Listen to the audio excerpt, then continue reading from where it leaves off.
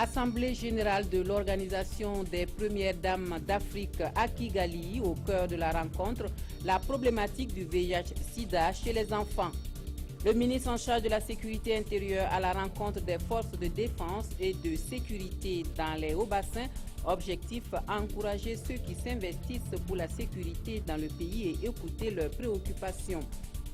Aux États-Unis d'Amérique, la convention républicaine qui doit déboucher à l'investiture de Donald Trump s'est ouverte à Cleveland sans les ténors du parti. La personnalité du candidat républicain à la présidentielle américaine de novembre prochain cristallise l'animosité au sein du parti. C'est le sommaire de ce journal. Bonjour à tous et merci de vous joindre à nous pour l'actualité de la mi-journée sur la télévision du Burkina. De la petite, si vous êtes à table. Pour ouvrir ce journal, nous nous rendons à Kigali où il s'est tenu en marge du 27e sommet des chefs d'État et de gouvernement de l'Union africaine, une assemblée générale de l'Organisation des Premières Dames d'Afrique. La problématique du sida pédiatrique a retenu l'attention des épouses des dirigeants africains. Le point de la rencontre avec nos envoyés spéciaux de retour de Kigali, Yafama, Roger Kam et Olopoda. Les épouses des chefs d'État africains renforcent leur engagement en faveur de l'éducation des jeunes. À cette 17e Assemblée générale de leur organisation, elles ont décidé de réfléchir sur la promotion des partenariats durables pour réduire le taux de prévalence du VIH-Sida chez les enfants afin d'améliorer la santé et les droits sexuels et reproductifs des adolescents. L'épouse du président du Faso, qui participe à cette rencontre de plaidoyer, a partagé l'expérience du Burkina dans la lutte contre le VIH-Sida. Il s'agit de voir comment tous ensemble, parce qu'aujourd'hui le sida, bien qu'on ait enregistré des progrès dans la lutte contre le sida, il reste encore des poches de résistance, il reste encore des progrès à réaliser. Donc comment tous ensemble mettre fin au sida chez les enfants et les adolescents, sachant que les enfants et les adolescents constituent notre avenir. Investir dans la santé pour mettre fin aux infections du VIH, les premières dames d'Afrique interpellent ici l'Union africaine et des gouvernants pour plus d'investissement dans le système de santé. L'objectif étant de permettre aux femmes et adolescents d'accéder aux services de planification familiale volontaire, abordables et de bonne qualité. Des services de santé qui répondent aux besoins de ces personnes vulnérables et respectent leurs droits. Retour au Burkina Faso et nous prenons la direction de la primature pour feuilleter le carnet d'audience du chef du gouvernement. Le Premier ministre a reçu hier soir le comité de pilotage du projet Autonomisation des femmes et dividendes démographiques au Sahel qui concerne 6 pays de l'Afrique de l'Ouest. Les responsables du programme ont donné de plus amples informations à Paul Kabatieba sur la rencontre qu'ils organisent ce matin même dans la capitale burkinabé, la synthèse des échanges avec Konsoun Koulibaly et Mouakoun Dabiri. Accélérer la transition démographique et la réduction des inégalités entre les sexes dans la région du Sahel. C'est l'objectif global visé par le projet Autonomisation des femmes et dividendes démographiques au Sahel, en abrégé SWED. La mise en œuvre du projet nécessite des pays membres des actions inclusives et harmonisées. Au Premier ministre Paul Kabatieba, les principaux acteurs sont venus décliner les objectifs d'une rencontre qu'ils organisent dans la capitale burkinabé. Nous sommes là pour valider les propositions de la composante numéro 2 du projet SWED. En l'occurrence, faire en sorte que les femmes aient accès à des produits pour le planning familial, à des produits pour la planification et puis les enfants aussi pour améliorer la santé des enfants. Prévu pour 4 ans, le projet a amorcé sa mise en œuvre il y a une année environ avec l'appui du Bureau régional de l'Afrique centrale et de l'Ouest de l'UNFPA.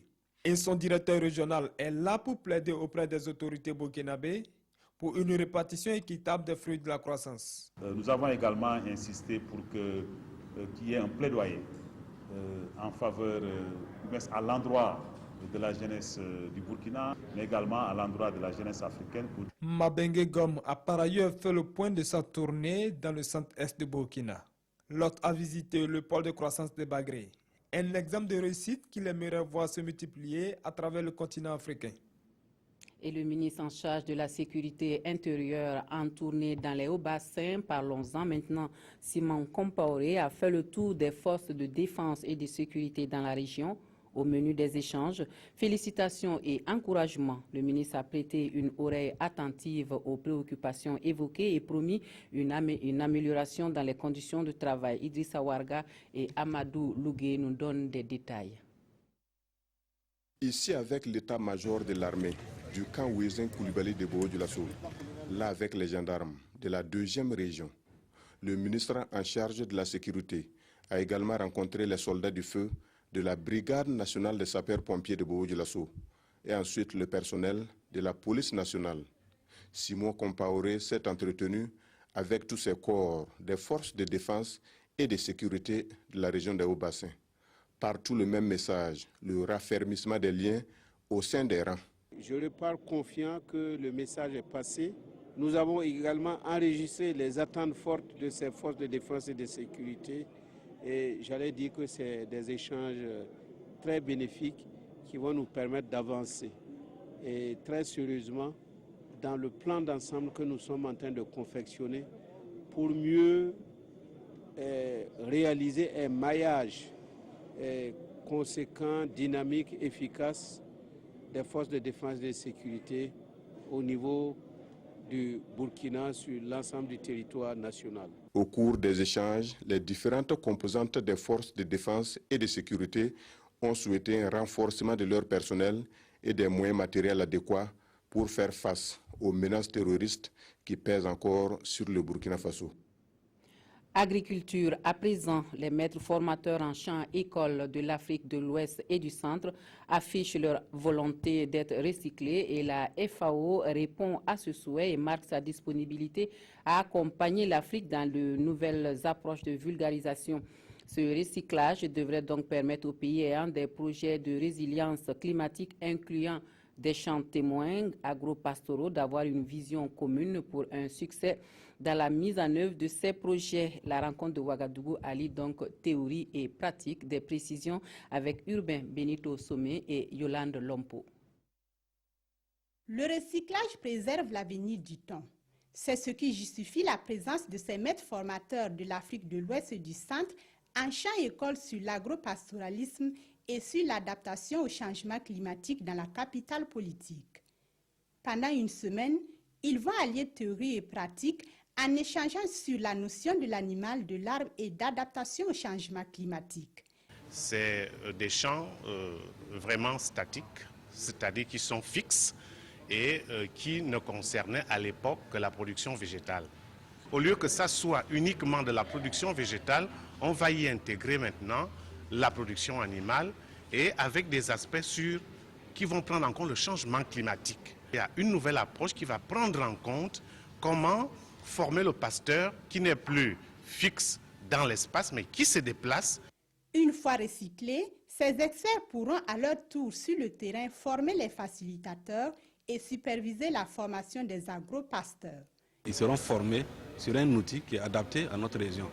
Il s'agit des champs-écoles agro-pastoraux. Même si nous voulons l'amener à l'intensité, en tout cas c'est un projet qui va donner beaucoup de renforcement de capacités à nos acteurs. Le Burkina Faso expérimente cette approche de vulgarisation développée par la FAO depuis les années 90.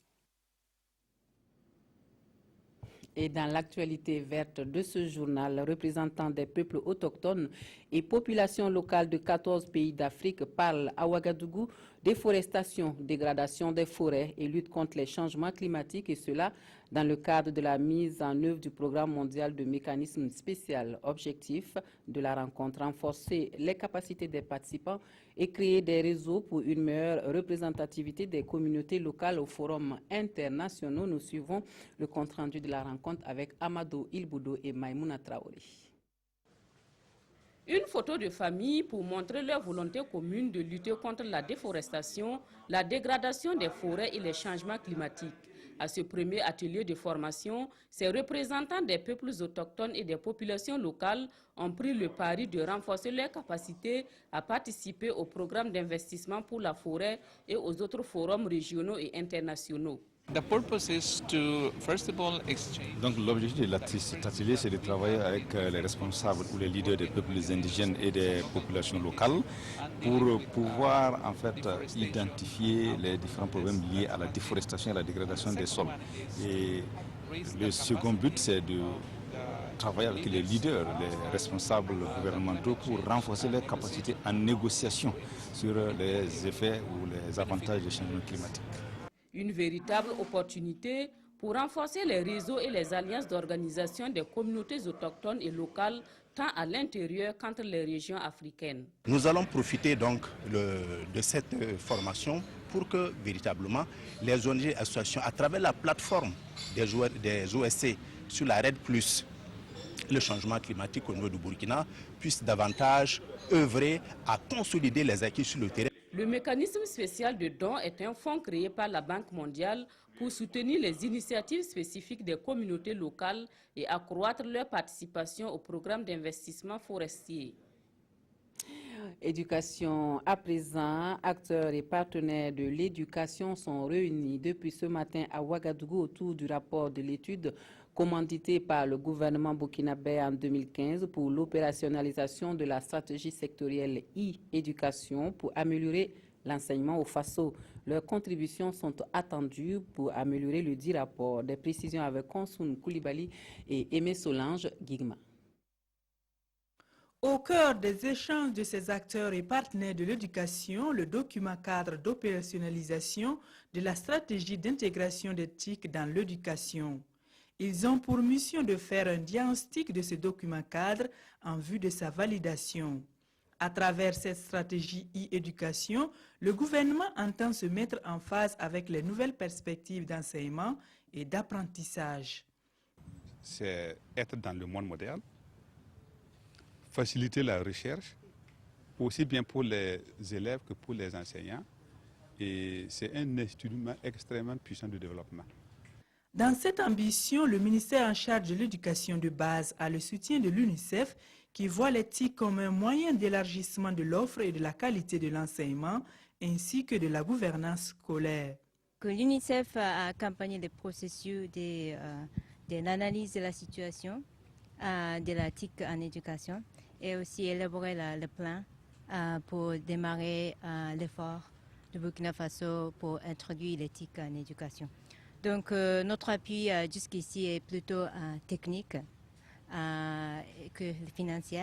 Les participants vont tenter d'adapter la stratégie aux besoins spécifiques de tous les enfants burkinabés, de la tester et de l'ajuster sur la base des apprentissages en vue de sa mise en œuvre efficiente sur le terrain. On apprend que plus rien ne reste des studios à Bazon. Un incendie a tout ravagé dans la nuit et selon les informations recueillies, c'est aux environs de 21 h que le feu a pris dans les installations. Les sapeurs-pompiers ont pu maîtriser les flammes autour de 23 h. Constat sur place ce matin avec Nongba Kouda et Zalissa Sanfo. Des studios à Bazon, voici ce qu'il en reste. Tout aurait commencé aux environs de 21 h, selon les riverains qui disent être alertés par la fumée qui s'échappait du studio. Je suis venu trouver qu'il y avait déjà du monde. Elle a ouvert la grille, la porte. Et ensemble, on a essayé d'éteindre le feu, mais on n'arrivait pas. On a appelé les pompiers, ils sont arrivés à 22 h, 23 h moins. Sauf des hypothèses, pour l'origine de l'incendie, il faudrait attendre le rapport de la police. On ne sait pas c'est quoi au juste. Si c'est le tonnerre, si c'est un coup-circuit. Il y a la Sonabel aussi, par qu'il y a eu coupure de courant avant que ça se passe. Tout a cramé, quoi. On a récupéré des disques durs qui ont un peu fondu. On a amené chez un technicien pour voir si on peut récupérer les données. C'est ce qui est important. Puisqu'il y a des gens qui ont leurs projets qu'on a commencé, on n'a pas terminé. L'incendie intervient en l'absence du premier responsable en déplacement au Kenya pour un colloque sur les artistes engagés. Pour l'actualité internationale, nous allons aux États-Unis d'Amérique pour l'ouverture de la Convention républicaine à Cleveland. Le moins que l'on puisse dire, c'est que la personnalité du candidat républicain à la présidentielle américaine cristallise l'animosité dans son propre camp. Les grands noms du parti, les anciens présidents tels Bush, McCain ou encore Mitt Romney sont absents à ce grand rendez-vous. Donald Trump est loin donc de faire l'unanimité et c'est dans une cacophonie donc que s'est ouverte cette convention. C'est dans la cacophonie que s'est ouverte la convention républicaine à Cleveland. Près de 2500 délégués venus de 50 États sont réunis pendant 4 jours pour investir officiellement leur candidat dans la course à la Maison-Blanche. Mais la personnalité de Donald Trump cristallise l'animosité au sein de son propre camp. Certains délégués ont fait savoir qu'ils voulaient voter librement pour un autre républicain. C'est le cas de Mark Perez, délégué de l'État de Washington. On nous a réduits au silence, dit-il. La convention est truquée. Ils ne veulent pas qu'on ait notre mot à dire concernant quelques règles que ce soit. A l'inverse, Gene Seaver de Géorgie pense que le choix du peuple américain prévaut. 14 millions de personnes ont voté pour Donald Trump. Elles méritent que leur voix soit entendue, dit-elle. Les grands noms du parti ont boycotté le rendez-vous qui est d'ordinaire la grand-messe de la formation politique. Les anciens présidents Bush, Mitt Romney ou encore John McCain sont absents, tout comme le gouverneur de l'Ohio, l'État hôte de la Convention. Nous espérons que lorsque la famille Bush reviendra à la vie politique, elle nous rejoindra, a déclaré le chef de campagne de Donald Trump. Il en va de même avec le gouverneur Kasich. Il est quand même regrettable que le gouverneur local ne participe pas à la Convention. Voilà, on peut lire dans les parutions de ce jour au Burkina Faso quelques faits saillants du 27e sommet ordinaire de l'Union africaine à Kigali, mais surtout les risques d'inondation au Faso avec les fortes pluies de ces derniers temps. C'est Abdoul Rasmane Zongo qui a feuilleté les quotidiens pour nous. Attention à un autre 1er septembre, prévient le pays, suite aux dégâts causés par la forte pluie du 10 juillet dernier, non comptant certainement celle de la nuit dernière. Une inquiétude légitimement partagée par le CONASUR qui n'assure point en ces termes. Nous avons le cœur serré chaque fois qu'il pleut. Autre fait sans lien avec ce qui précède mais tout aussi effrayant, rapporte l'Express du Faso, une femme et une fille, pour des raisons non encore élucidées, meurent électrocutées à Bobo-Dioulasso, l'une dans une alimentation et l'autre à proximité d'une boulangerie.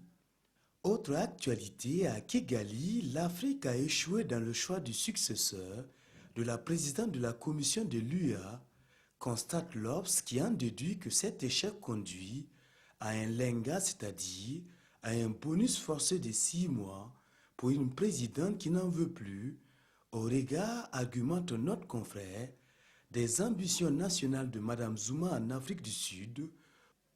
Cet échec analyse aujourd'hui au Faso rappelle tristement les désaccords de l'UA. Par ailleurs, remarque le journal, l'impossibilité d'avoir pu trouver un successeur à Zuma est une aubaine pour le Tanzanien Jakaya Kikwete et le Sénégalais Abdoulaye Bathily. Quant aux aspects positifs de ce 27e sommet de l'UA, énumère le quotidien d'État Sidoya, l'officialisation du passeport africain et l'autofinancement désormais de l'UA. Voilà, on s'arrête ici pour l'actualité de la mi-journée. Merci de votre attention. Un excellent après-midi à tous et à toutes.